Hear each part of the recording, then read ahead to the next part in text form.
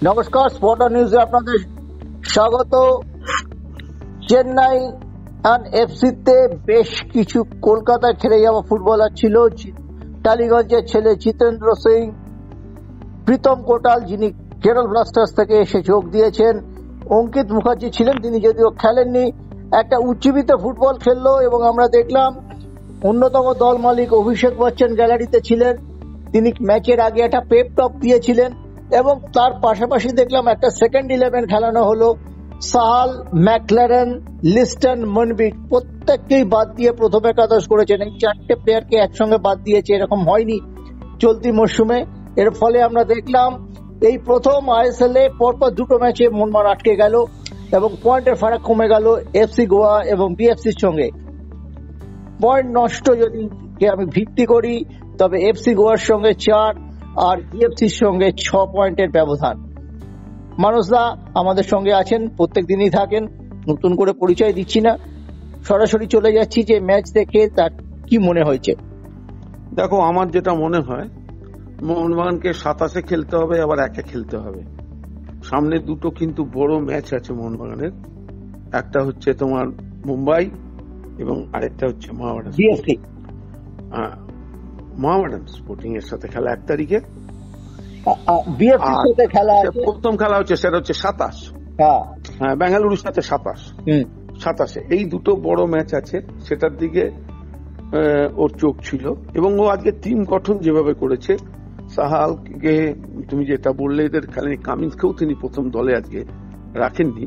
তিনি ওখানে সোহেল ভাটকে দিয়ে আজকে শুরু করেছিলেন সামনের দিকে এবং বেশ কিছু পরিবর্তন দিয়ে সূর্যবংশীকেও 3 দলে এনেছিলেন আজকে। দীপক টাংরি ছিল, উনি দেখে নিতে চাইছিলেন, তার রিজার্ভ বেঞ্চকেও দেখে নিতে চাইছিলেন, অন্য প্লেয়ারদের একটু রেস্ট দিতে চাইছিলেন। তবে আজকের ম্যাচটা মোহনবাগানের জিতে নেওয়া উচিত ছিল। তুমি যে বললে পয়েন্টের ফারাকটা আসছে, উনি দেখছেন অন্য দলও তো খেলবে, একটা জায়গা রয়েছে। দেখো, বিদেশি কোচ কোনো সময় টেবিলের দিকে তাকিয়ে খেলবে না, তারা তার টিমটাকে দেখে নেবে, দেখে নিয়ে যাওয়ার চেষ্টা করবে। মোহনবাগান আজ গোলের মুখ খুলতে পারেনি, পরে মনবিল লিস্টনকে আনা হয়েছিল বটে, কিন্তু তারা অনেক দেরিতে এনেছে। আসলে ওদের আজকে নামানোর ব্যাপারটাই হতো মাথায় ছিল না। অবশ্যই গার্ড সমস্যা থাকে, প্লেয়ারদের ইনজুরির ব্যাপার থাকে এবং বেঙ্গালুরু ম্যাচটা হচ্ছে তার কাছে অত্যন্ত গুরুত্বপূর্ণ, যেটা 27 তারিখে কলকাতায় হবে। প্রথম পর্বে হেরে আছে, যদি পয়েন্ট সমান থাকে তবে জিততেই হবে, নয়তো অ্যাডভান্টেজ পেয়ে যাবে। কারণ তুমি যে কথাটা বললে যে পয়েন্টের যে ডিফারেন্স, বেঙ্গালুরুর সাথে 6 আর এফসি গোয়ার সাথে তোমার 4 পয়েন্ট, যদি আমি ভিত্তি ধরি, হ্যাঁ সেটা যদি ধরো, তাহলে ওই ম্যাচে যদি জিততে পারে তাহলে অনেকটা ব্যবধান বেড়ে যাবে। দেখো, ম্যারাথন লিগে এরকম 2-1টা করে ম্যাচ হবে, ছোট টিম বড় টিম বলে ব্যাপার না। আজকে বাংলার ছেলেরা কিন্তু খুব উজ্জীবিত ফুটবল খেলেছে, তুমি যাদের কথা বললে তারা ভালো খেলেছে। প্রীতম কোটালের খেলাও আমার ভালো লেগেছে এবং জিতেন্দ্র সিং জুনিয়র ভালো খেলেছে, ধনসপ্তক হাফ হিসেবে কিন্তু ভালোই ভালো খেলেছে আজকে, ওদের খেলা আমার ভালো লেগেছে। আবার তুমি যে কথাটা বললে ওদের কর্তা, শীর্ষ কর্তা, তিনি আজকে মাঠে ছিলেন, অভিষেক বচ্চন, তিনি মাঠে খেলা দেখেছেন। এখন গ্যালারিতে যখন তাদের নিজেদের লোক থাকে একটুখানি তো ইন্সপায়ার্ড হবে। তবে আমার মনে হয় দেখেছি যে উনি এই মোহনবাগান ম্যাচটাকেই বেছে নিয়েছিলেন। অভিষেকের বাবা ঘোষিত মোহনবাগান সমর্থক, বারবার তিনি বিভিন্ন টিভি অনুষ্ঠানে বলেন আমি মোহনবাগানের সমর্থক, সেই জন্যই বোধহয় আরো বেশি করে তিনি এই ম্যাচটিকেই বেছে নিয়েছিলেন। যাই হোক, এটাও তো তোমার ভাবনা হতে পারে, কিন্তু আমার ভাবনা এটা নয়। আমার ভাবনা যেটা আজকে ওরা খুব ভালোই খেলেছে, ওদের কোচকে গ্যালারিতে রেখে আজকে ওদের দল নেমেছে। তুমি জানো গত ম্যাচে উনি লাল কার্ড দেখেছিলেন মোহামেডানের সাথে, এবং আমি ভেবেছিলাম আজকে উনি যেভাবে দল গঠন করেছেন, কিছুটা রেস্ট দিয়ে তিনি তার সেরা খেলোয়াড়গুলোকে রাখবার চেষ্টা করেছেন, এটা হতেই পারে। তবে বেঙ্গালুরু ম্যাচটা কিন্তু খুব ইম্পর্টেন্ট হয়ে গেল মোহনবাগানের জন্য, এবং কলকাতার মাঠে যেহেতু খেলাটা হবে, মোহনবাগানকে কিন্তু ওই ম্যাচের দিকে, আর ম্যাকলারেনকে তিনি বাইরে রাখলেন আজকে, ম্যাকলারেনকে তিনি নামালেনই না। এটাও একটা বার্তা দিলেন যে কেউ অপরিহার্য নয় দলের পক্ষে, এবং সেরকম যদি হয় তাকে বসতে হবে। হ্যাঁ, অনেক পরে, সেটা তো 70 মিনিট ফার্স্ট টিমে তো রাখা, এটা হচ্ছে খুব গুরুত্বপূর্ণ, বুঝতে পারলে? সুতরাং আমার মনে হয় সেই দিক থেকে বিচার করলে মোহনবাগান আজকে যে খুব গঠনমূলক ফুটবল খেলেছে এটা বলবো না।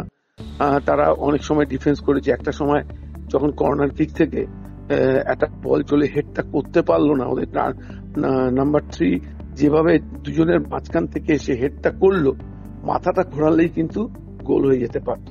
বিপজ্জনক একটা আক্রমণ করে ফেলেছিল ডেড বল। মাঝে মাঝে দেখি এই জিনিসগুলো হচ্ছে আল্টাইড এবং ফেডরিকুস এর মধ্যে, যখন লং বল আসছে উইং থেকে, ডেড বল সিচুয়েশন গুলিতে বিশেষ করে বলবো, কর্নার বা ফ্রি কিক থেকে যখন বল আসছে, তখন যে আন্ডারস্ট্যান্ডিংটা দুটো স্টপারের মধ্যে থাকা উচিত, দুজনেই কিন্তু দীর্ঘকায়, কিন্তু আমি জানি না পেছনের ম্যানটাকে কি করে আনমার্ক রেখে দেয়, দুজনেই কিন্তু অনেক দীর্ঘকায়।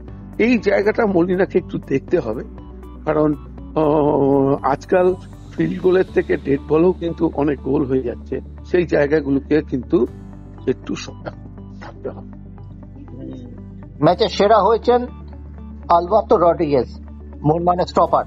হ্যাঁ, তার মানে এটাই বোঝা যাচ্ছে যে মোহনবাগান রক্ষণের উপরে যে কত চাপ ছিল, বেশ কিছু ক্ষেত্রে তিনি তার দলের সামলেছেন, এবং ভুল তো হতেই পারে, ওই একটা ভুলেই কিন্তু গোল হয়ে যেতে পারত, যেখান থেকে হেডটা বাইরে গেছে।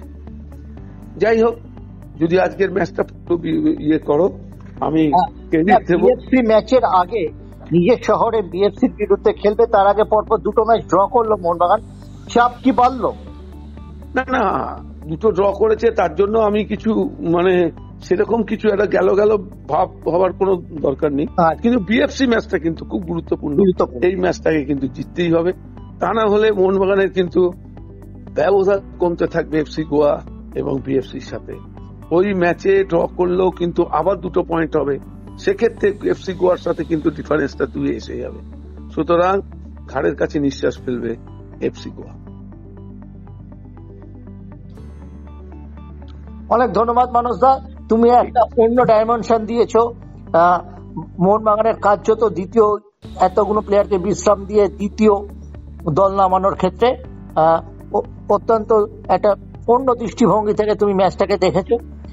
আমি অন্য দৃষ্টিভঙ্গি থেকেই সত্যি আগে ম্যাচটাকে দেখি। এটা নিশ্চয়ই একটা অন্য দিগন্ত উন্মোচন করবে, এটা আমাদের ভাবতে হবে। এফসি গোয়ার ম্যাচটার গুরুত্বর কথা, এটা মেগা ম্যাচ, এটা প্রায় 1 আর 2 এই মুহূর্তে হয়তো লিগ টেবিলে নেই, কিন্তু বেশিরভাগ সময় এই দুটি দলই 1 আর 2 অবস্থান করেছে। ইদানিংকালে হয়তো এফসি গোয়া কখনো কখনো বিএফসি কে টপকে গেছে। সাপলুডোর যে খেলা চলছে 2 এবং 3 এর মধ্যে, সেক্ষেত্রে ম্যাচটার ক্ষতি অত্যন্ত গুরুত্বপূর্ণ। ঠিক বলেছো। ধন্যবাদ মানসদা।